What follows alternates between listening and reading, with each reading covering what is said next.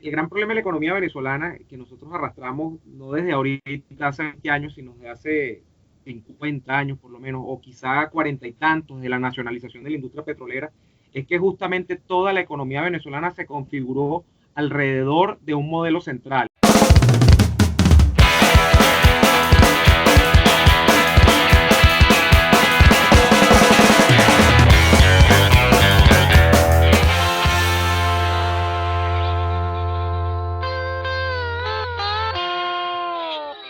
Bienvenidos al episodio número 19 de Red de Culto. Yo soy Carlos. Yo soy Andrés. Hoy nos acompaña un locutor, periodista, lo conocerá por su programa de radio en Radio Caracas de Y Así Nos Va, Neomar Hernández. Bienvenido, Neomar. Bienvenido a Red de Culto. Gracias por invitarme a esta red de culto, donde hay mucha gente culta y bueno, donde hay mucha cultura, espero yo. Gracias por invitarme, un honor, muchachos, gracias. Gracias a ti. Y bueno, queremos hablar de un tema pensando en el futuro, porque vemos que en las noticias en Venezuela el momento está muy álgido, qué es lo que está pasando actualmente. Nosotros queremos proyectarnos un poco más. Bueno, imaginemos, ya salimos de esta situación. ¿Qué hacemos? ¿Cómo hacemos que Venezuela sea un país potencia, desarrollado, que sea el mejor país del mundo para todo el mundo que vive en Venezuela? Entonces, yo estaba analizando esa situación y veo que todo se está alineando a la digitalización de la economía. O sea, estamos pasando de una economía donde trabajamos con papel a una economía basada en datos. Todo lo optimizamos en base a los datos que tenemos y quiero plantear como unos 3 aspectos que a grandes rasgos podríamos hablar para digitalizar la economía. Uno es en la parte de movilidad.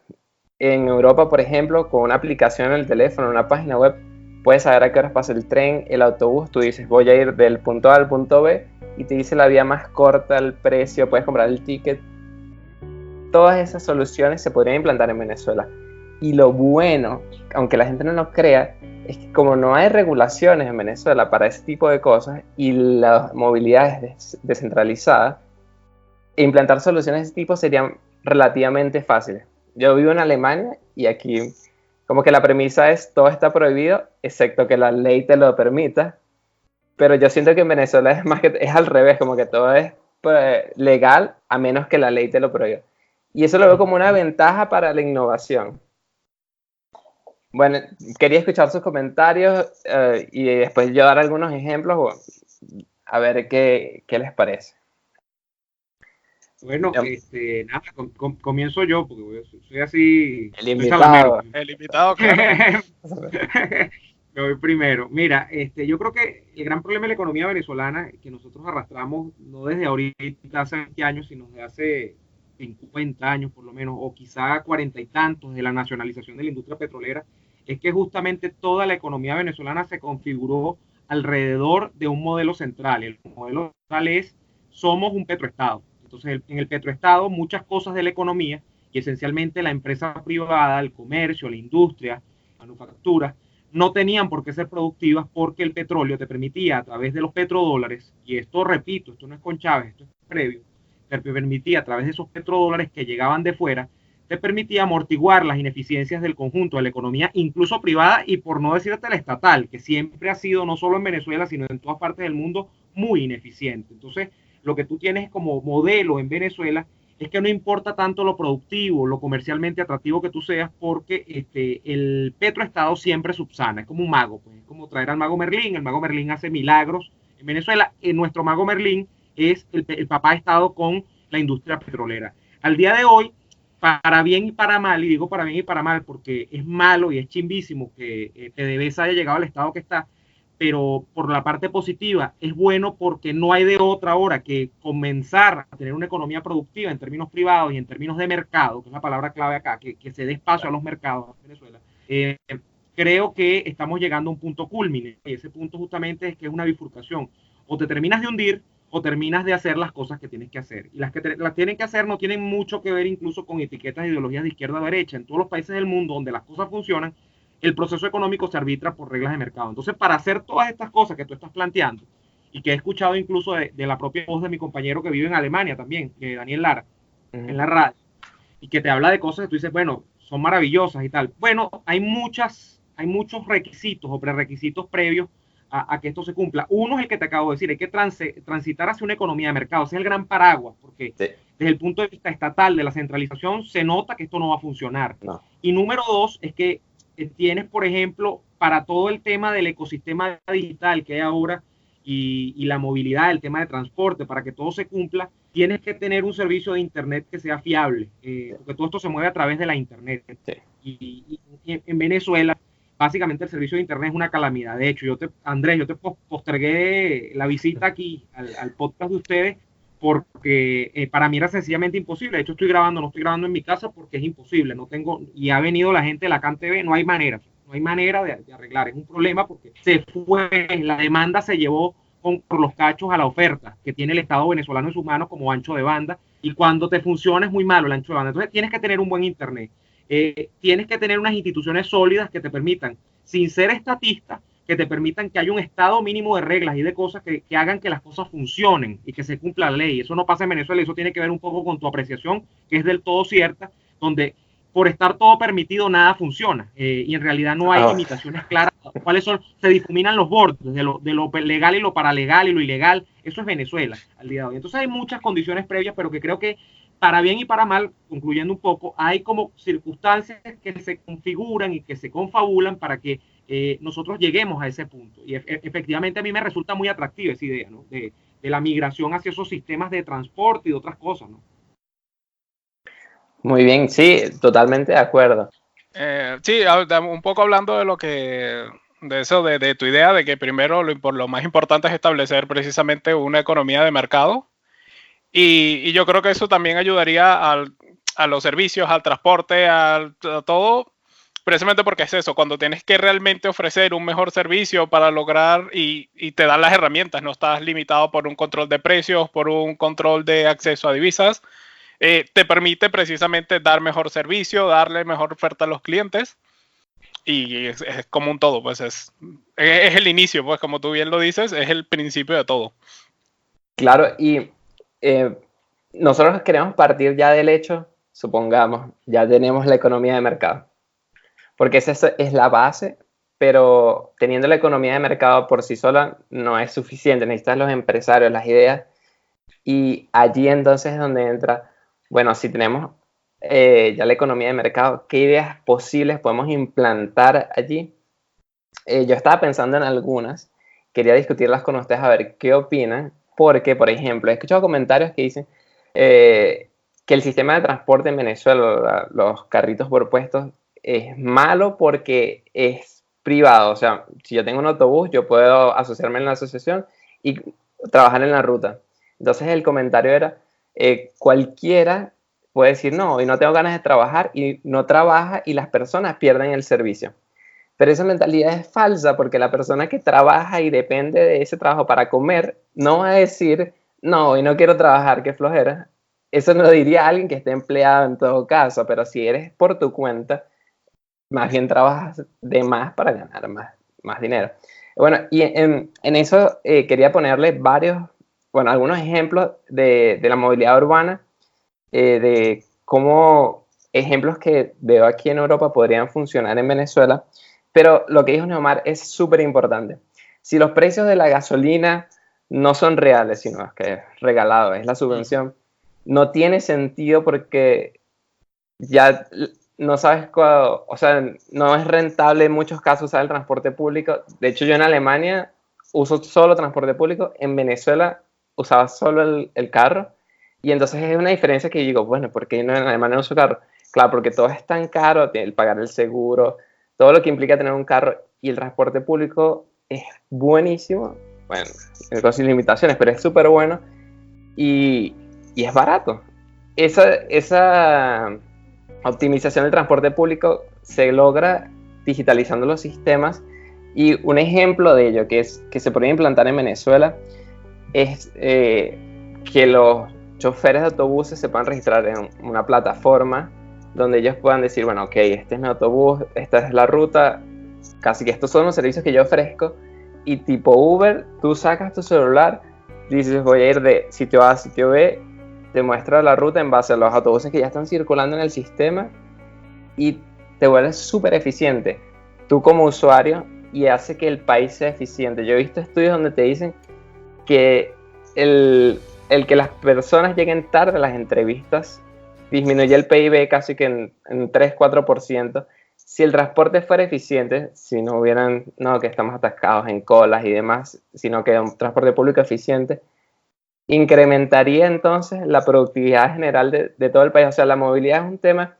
que me parece tan importante porque es como que la base de muchos otros sistemas.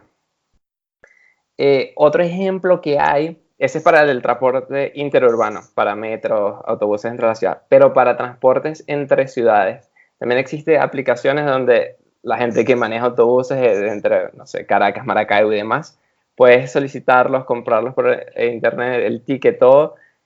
Y son aplicaciones que no son muy complejas. O sea, en verdad en 3-4 meses se pueden implantar, hacer un piloto. Y yo creo que hay mucha gente en Venezuela capaz de hacer eso y afuera de Venezuela que también vieron cómo funciona, que quieren implementarlo. O sea, siento que ya, o sea, de lograr llegar al mercado, esas ideas serían posibles y subirían el nivel y la calidad de vida general de todos los venezolanos en mucho. Bueno, eso en cuanto a la movilidad. Hay otro tema que es en la salud, digitalización de la salud. En Europa en general, tienes una tarjeta donde están tus datos como tu seguro médico, por así decirlo. Uh-huh. En Venezuela yo no conozco eso, pero me imagino que si se implantara un sistema así, también se pudiera hacer más eficiente ir al médico. Porque es raro, suena raro lo que voy a decir ahorita, pero aquí el médico te ve en 5 minutos.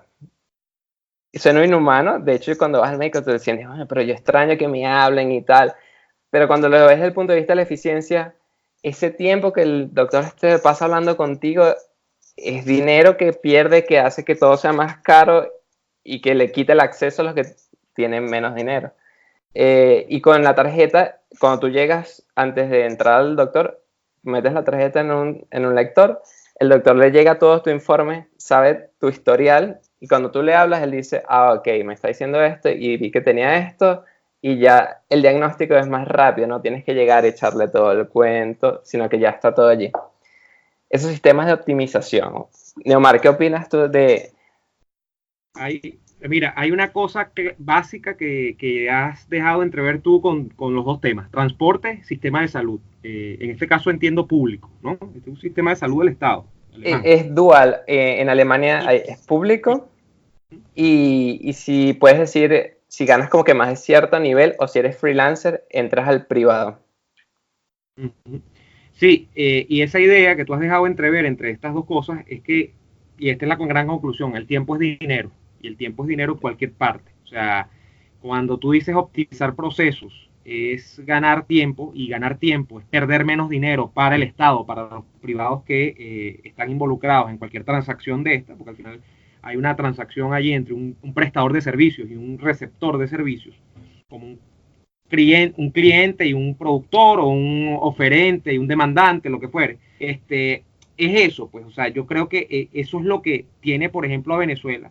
Una de las cosas que tiene a Venezuela muy mal, aquí la optimización es nula o muy baja en cuanto a los procesos.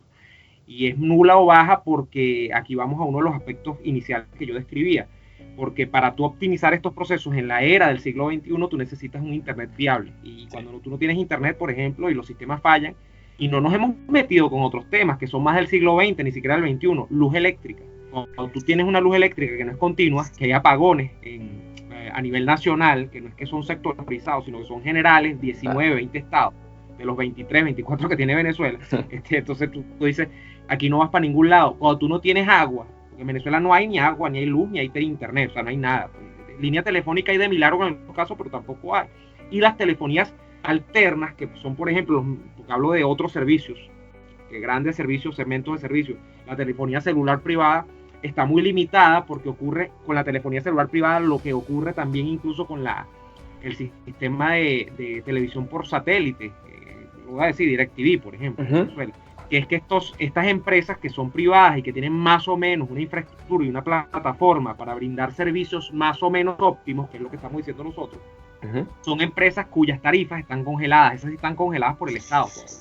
Entonces una empresa no te va a dar jamás el paquete de datos que tú necesitas, por ejemplo, en tu teléfono celular, para tú estar más o menos acorde al mundo del siglo XXI. Y es que las páginas, tú te metes en una página y te come ya 5 o 10 megas de un plan, porque la página tiene, no como las páginas de los 90 que tenían un GIF, no, las páginas tienen animación de verdad, las páginas tienen muchos submenús, tienen mucha cantidad de información, tienen enlaces a YouTube, por ejemplo. Entonces todo lo que es video, por supuesto, te va a consumir mucho ancho de banda. Entonces cuando vienes a ver de un plan de 500 megas, de 800 megas, de 1 giga, que es lo máximo que te puede dar Movistar, que es una gran empresa de telefonía no solo venezolana, sino mundial, porque es una telefonía mundial. Española, de hecho, sí. Cuando tú vienes a ver, son empresas que quedan desfasadas por la vía de los hechos también, o sea, y no pueden prestar un servicio. Y lo mismo ocurre con DirecTV, tiene congeladas las tarifas. Entonces, bueno, hay un tema con las plataformas, se te daña un codificador, un decodificador, no hay capacidad de reponerlo, la empresa no te lo va a dar, pero lo vas a conseguir en los mercados secundarios, que son los mercados que siempre aparecen, economías controladas, donde sí hay decodificadores en Mercado Libre, por ejemplo, y tal, y es en dólares, tienes que pagar en dólares. Claro. Entonces, hay toda una cosa trastocada que pasa porque la plataforma, o sea, como ese puente, esa especie de instrumento para tú llegar a los procesos optimizados, no es posible porque o la economía está controlada o los servicios que están supuestos a brindar esa plataforma no funcionan porque la economía también está controlada, o porque sencillamente no existen en Venezuela, porque esa economía controlada no permite que los grandes capitales extranjeros, que son los que prestan estos servicios, en empresas de última tecnología, puedan proveer sus servicios en Venezuela. Entonces, cuando tú vas después al resultado final, es que tienes procesos incompletos, procesos que son muy lentos, y esto es como todo, en Venezuela todo es lento, o sea, tú abres una empresa y es lentísimo todo hay que conseguirle la segunda vuelta, los caminos verdes.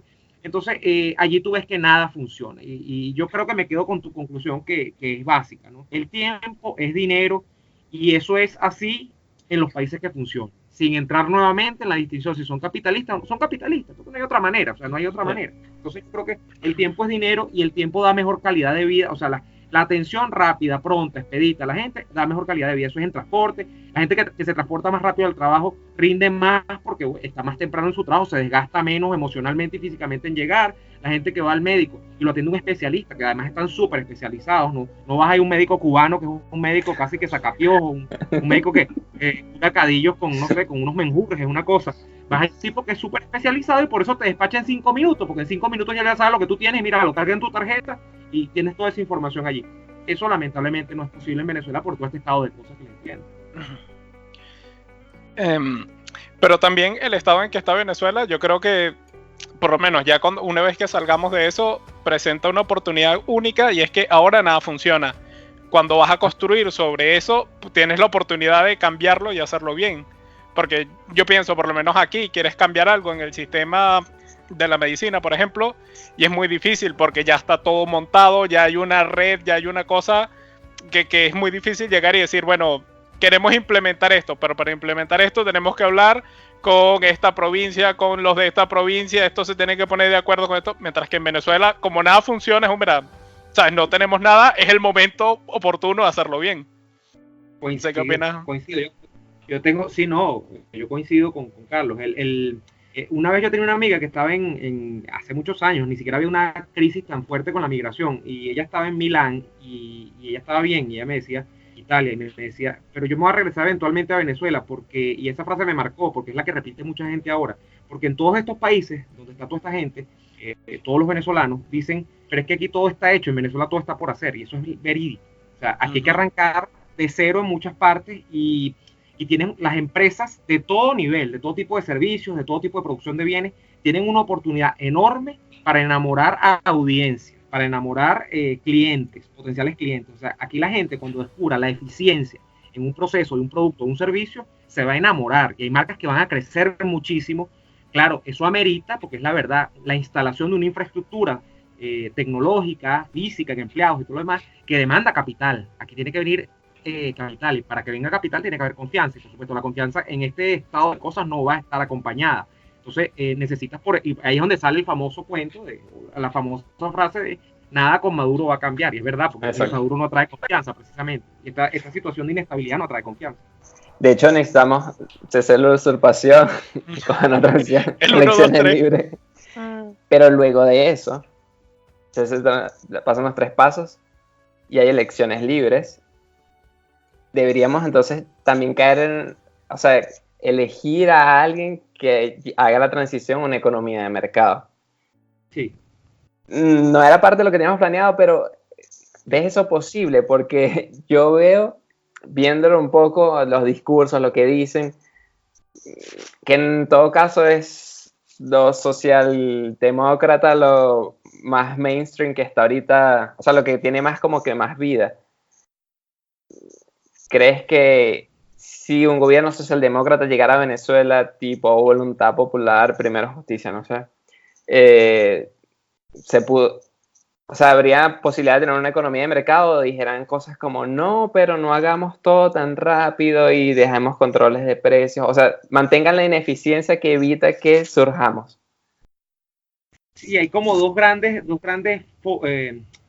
grupos, por decirlo, dentro de los partidos, y esos grupos incluso están dentro de partidos que son como estos que tú acabas de nombrar, como Voluntad Popular o Primero Justicia, que son partidos que no tienen una marcada tendencia, al menos en teoría, a hablar bien del mercado. O sea, ellos pueden decir que, claro, ellos no están en contra de la propiedad privada ni nada, pero ellos también dicen que hay que redistribuir la riqueza y todo lo demás, que es el típico discurso. Es un discurso que no es, o sea, en Venezuela, desde la época en que aquí, repito, se implantó el Estado petrolero central, aquí como que el mantra es que tienes que ser un partido de ese corte, o sea, y podemos llamarle consenso socialdemócrata, o sea, todos tienen, porque es lo más fácil, o sea, es muy fácil tú llegarle a un elector y decirle, mira, aquí tu problema no es de que tú no produces, no es de que tú no trabajas, tu problema es que a ti no te llega una riqueza que ya existe, y esa riqueza viene del petróleo. Eso es muy fácil, entonces es muy sabroso para la gente, y es muy fácil sacar a la gente, muy difícil, reformulo, sacar a la gente de ese pensamiento, porque es muy difícil decirle a una persona, mira, es que si tú no trabajas no comes, es que si tú no te pones las pilas te botan del trabajo, no puedes estar dependiendo de la inamovilidad laboral, es que si tú no trabajas más horas, no te van a pagar más porque no queremos que congelen el sueldo, sino que el sueldo sea incluso como en los Estados Unidos, que es por hora, es un esquema, ¿no? Que no haya salario mínimo establecido al menos. Entonces, eso es complejo, pero yo siento, y siempre digo esto cuando abordo ese tema, que yo creo que Venezuela ha sido llevado a un estado de cosas o digamos, de magnificación de las políticas socialistas a tal punto, en una época atenuadas y ahora exacerbadas, que yo creo que, oye, para que la gente siga en esto tiene que ser muy masoquista. Entonces yo creo que hay cierto grupo crítico, incluso dentro de estos partidos, que ya les es innegable, no es porque les guste, es que no pueden promover, por ejemplo, la más estatización de la economía o el mantenimiento de la estatización, de ese control central de la economía. Lo que pasa es que eso es difícil comunicarlo, porque eso no da votos, te repito. Entonces la gente no va a decir, mira, yo voy a privatizar PDVSA, yo voy a quitar el salario mínimo y aquí la gente va a ganar por productividad, yo voy a quitar el tema de la protección, y esto es un tema fuerte, incluso para la empresa privada nacional que tiene muchos años acá. Yo voy a quitarle la protección porque ya tienen su monopolio. Son monopolios y eso no es consecuente con una economía de mercado, que haya monopolios, porque los monopolios son nocivos para el cliente, para el consumidor, porque dan menos calidad por el precio, eso está comprobado. Entonces, eso es complejo porque eso ni da votos ni favorece a la clase tradicional empresarial, mediática y digamos política en Venezuela. Pero yo creo que la circunstancia ha llevado nuevamente a que esto sea una bifurcación. O sigues por el desastre o asumes la realidad. Y la realidad es esta, yo la veo así. Entonces, yo creo que hasta dentro de estos grupos de Primero Justicia, de Voluntad Popular, de la propia Acción Democrática y de lo que queda, lo que era la MUT, hay mucha gente que no se puede negar lo evidente y están abrazando, o sea, tienen que decirlo, lo que pasa es que no lo comunican con la suficiente fuerza que deberían. Y eventualmente van a llegar a eso. Lo que pasa es que sí, hay la tentación y hay un gran peligro de que se imponga más bien la otra matriz de opinión. Yo te decía que había 2 grupos. Y el segundo grupo es una matriz de opinión donde el problema nunca fue Chávez o Maduro, sino Chávez o Maduro, y no su modelo, me refiero, sino no el modelo, sino la administración, la gestoría del modelo. Y es decir, no es que ellos, no, el problema no es repartir, el problema es que ellos no repartieron bien. Eso lo dicen mucho, ¿no? Es que bueno, nosotros vamos a hacer, Capriles lo dijo, vamos a hacer trabajar bien las misiones, vamos a hacer trabajar bien los programas sociales, No, bueno, hay que evaluar, porque yo creo que el tema de una misión es una cosa parainstitucional. Entonces, si tú tienes unas instituciones que funcionan, ¿para qué vas a tener misiones? Si tú tienes unos hospitales que funcionan, ¿para qué vas a tener CDI y barrio adentro y una cantidad de cosas que son unos parapetos? Entonces, ahí hay un tema de que no se imponga este segundo grupo que cree que el problema no es todavía el modelo, ¿no? El modelo está equivocado, eso está más que demostrado. El problema es ese, pues que no se imponga esta visión, pero creo que hay suficiente gente que rema hacia otra dirección, incluso dentro de esos partidos. Y bueno, como esto es parte de las bases que se necesitan para llegar al desarrollo y el futuro, yo veo que, o he descubierto poco a poco que hay más gente liberal en Venezuela y estoy escuchando más sus voces. No sé si es que ahora se están haciendo tampoco también más populares, pero por ejemplo, creo que Eric del Búfalo, tú, y hay varios que sigo en Twitter que veo y digo, pero están diciendo cosas, ideas liberales que casi que nunca había escuchado antes. Y, o sea, en Venezuela, porque de hecho yo me puse a aprender de eso estando en Alemania, no sé, de Axel Kaiser y Gloria Álvarez, cosas así. Pero entonces es como que la idea es popularizar, o sea, hacer mainstream lo liberal para que entonces los mismos electores voten y digan, no, yo no quiero más socialismo, por favor, déjenme ser libre y vivir mi vida tranquilo, o sea, menos control. Pero si no es así, ¿crees que tengan alguna posibilidad? O sea, sin que haya un cambio de mentalidad en el electorado, ¿crees que es posible lograrlo? O sea, ¿crees que es posible que las élites, no sé si es bien la palabra, pero que las élites venezolanas sean suficientes como para influir en que el grupo que sea victorioso sea más liberal? No sé si María Corina ahora o alguien de otros partidos, pero que vayan en esa dirección. ¿O crees que en realidad hay que hacer que primero que toda la masa, o sea, todo el pueblo vote en esa dirección? Primero una enseñanza histórica. En los 90 lo más cercano, un intento, finales de los 80 y principios de los 90, lo más cercano a un intento de liberalización, no solo político, sino económico en Venezuela, lo hizo Carlos Andrés Pérez. Y no le fue tan bien, porque en ninguna de las élites, o sea, todos los testimonios que tú recoges, que ninguno de las élites le gustó que le tocaran su pedacito, ¿no? Y todo el mundo ahí sufría. Siendo Carlos Andrés Pérez el gran exponente del Estado petrolero en Venezuela y del Estado socialdemócrata centralizador, nacionalizador, estatizador, mejor dicho, no nacionalizador, estatizador de los sectores de la economía importantes, ¿no? Y una política incluso de centralización del poder. Pero no sé por qué, nunca se ha averiguado, pero en el segundo gobierno Pérez dio un vuelco, ¿no? Y trató de dar un vuelco. No le fue tan bien. O sea, en clave histórica, hasta ese momento, no parecía que había mucha disposición. Hay cosas aquí importantes. Uno es la cultura política y la otra es esas élites. Esas élites torpearon en aquel momento la cultura política también. La cultura política te dice la gente que trabaja esos temas que es muy difícil cambiarla de la noche para la mañana. Ahora, yo creo que aquí hay eventos, te repito, que llevan a que la gente mire hacia otro lado. Entonces, puede esa cultura política nos sorprenda el día de mañana, aunque generalmente tú vas todavía y es difícil, y aquí voy con lo de volverse mainstream o qué es lo que estamos haciendo.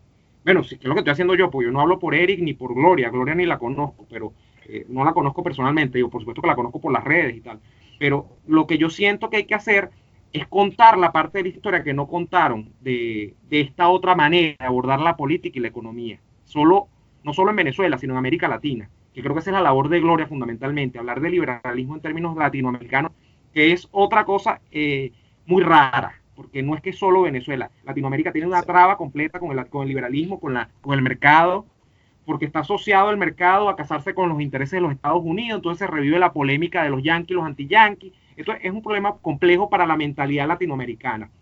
Entonces, esa es la labor que está haciendo ella. Yo siento que yo tengo que contar eso en Venezuela también, y es raro, ¿no? Porque fíjate que yo no, o sea, yo cuando me metí en política, yo milité en Acción Democrática incluso, imagínate tú, y yo vengo de ese mundo, pues, y yo siento que lo que ha ocurrido es que o sea, yo no era ningún liberal al principio, por supuesto, a mí me gustaban los planteamientos de la socialdemocracia mundial y tal, pero yo me di cuenta que a lo largo de todo el tiempo, de Venezuela y en el mundo, creo que la evolución tiende más hacia lo otro, el mercado en economía y la descentralización y liberalización en términos de política, ¿no? Entonces, yo siento que yo transité ese camino y siento que lo que yo más o menos he aprendido, yo necesito comunicarlo y por eso es que yo, bueno, hago los videos que hago a veces en YouTube, comento lo que comento en la radio, porque yo lo que percibo es que no hemos contado esa otra parte y hay que contarle, y en eso hay varias voces, tú has dicho del Búfalo, Víctor Maldonado, hay un poco de gente que está tratando, y desde el punto de vista político, me parece un gesto de audacia,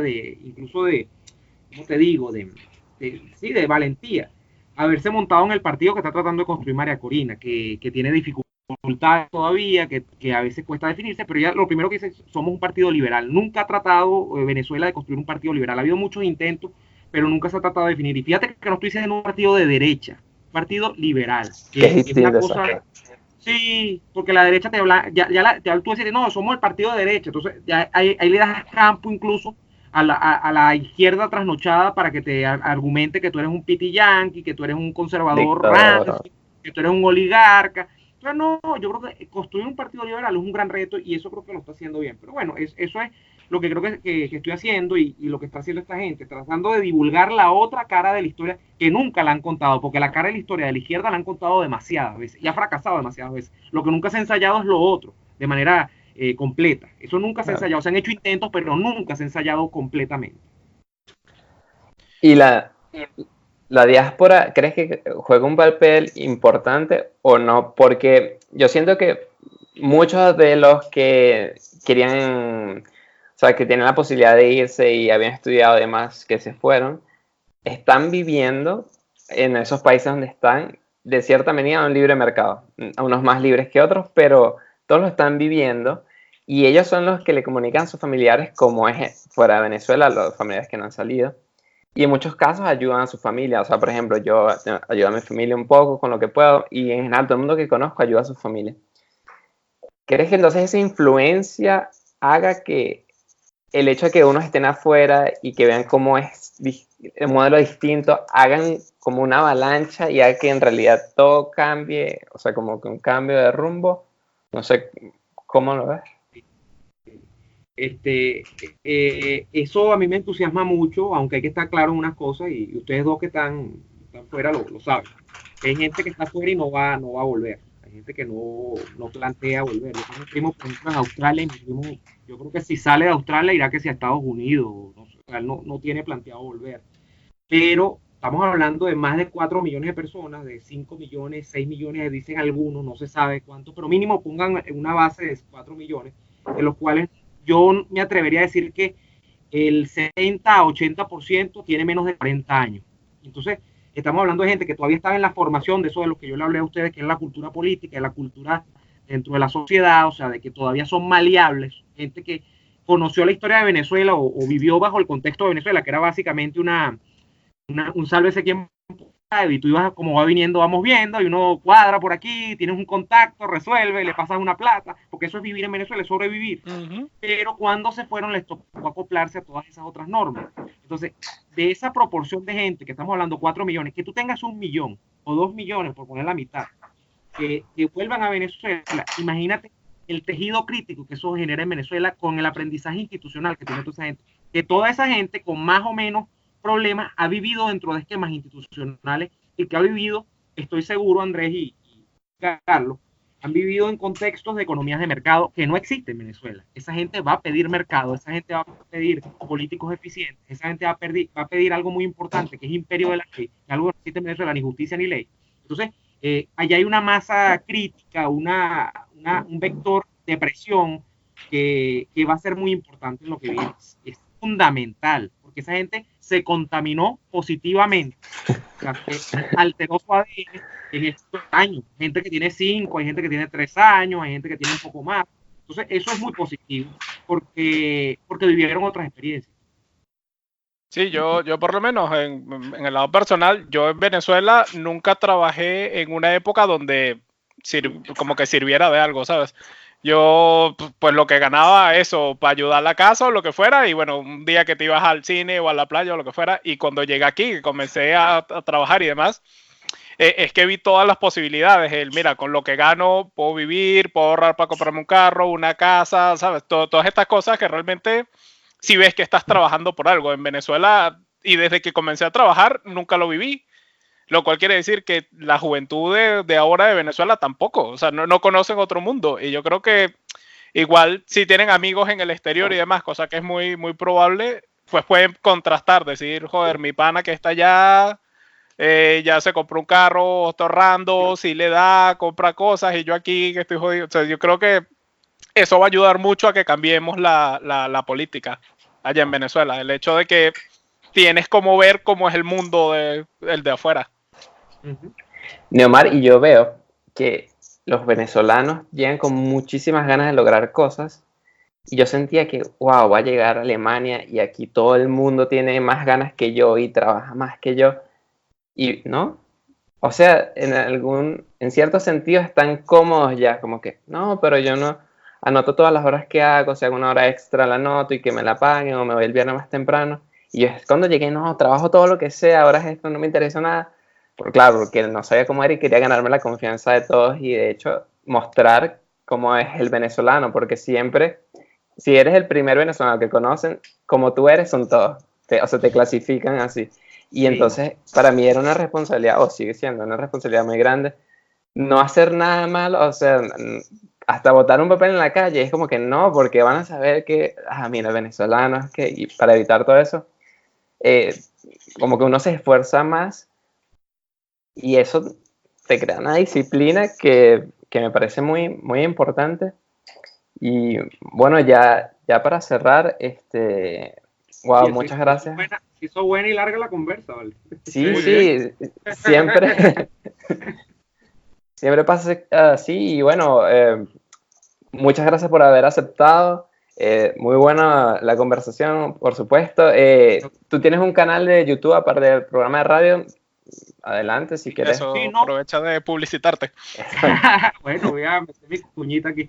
No, sí, estoy ahorita en YouTube, estoy tratando de hacer algunas otras cosas que no tengan que ver con el comentario político de todos los días, pero igual sale la política, o a veces no, lo que pasa es que no es del día a día, sino que estoy dándole un poquito más de profundidad, o sea, hablando a veces incluso de teoría política, cosas un poco más densas, ¿no? Entonces la estoy tratando de canalizar por ahí. Y también cosas más relajadas. Estoy hablando de bebidas alcohólicas, quiero hacer reviews de no sé, de cosas que me gustan. De películas, de cosas, ¿no? De libros, de lo que fuera, de series. Quiero comenzar incluso a hablar yo colecciono hobbies de uno, ¿no? Porque en medio de la tragedia uno tiene algún hobby para distraerse. Yo colecciono una cosa rarísima, que yo colecciono antigüedades, pero sobre todo relojes y plumas fuentes antiguos, ¿no? Tú ves, por ejemplo, tú que estás en Alemania, en España, estoy en un foro de relojes de España. Es increíble la comunidad que hay, o sea, porque, claro, es el mundo, estás abierto al mundo, ¿no? Y bueno, yo en eso me entretengo y quisiera empezar a comunicarlo por ahí también. Bueno, mi canal de YouTube, para no alargar más la cosa, es Neomar Hernández, me buscan en YouTube y ahí estoy haciendo varias cosas y comentando también de política a veces, ¿no? En ese canal. Pero bueno, muchachos, Andrés, Carlos, de verdad, fue muy grato para mí, disculpen la espera, no era mi intención. Todo es imputable acá en TV y bueno, y ahí medio sobreviví con el internet hoy, me moví, pero pudimos hacer un programa, de verdad estoy muy contento. Sí, gracias, nosotros también. Muchas gracias por estar con nosotros. Bueno, y a todos los seguidores, gracias por vernos. Chao. Gracias, hasta la próxima. Chao.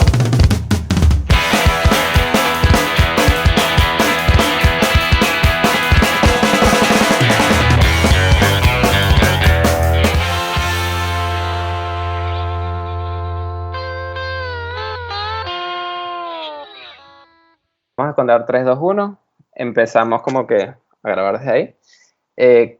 Nosotros vamos a hacer una pequeña introducción sobre nosotros, quién eres tú, lo que investigamos, y yo voy a plantear el tema. Como que bueno, vamos a hablar de este tema. Y ahí empezamos con la dinámica un poco espontánea y vamos viendo cómo sale. Bien, bien. Mira, yo pensaba, me voy a poner la gorra, entonces yo también cargaba una. Claro.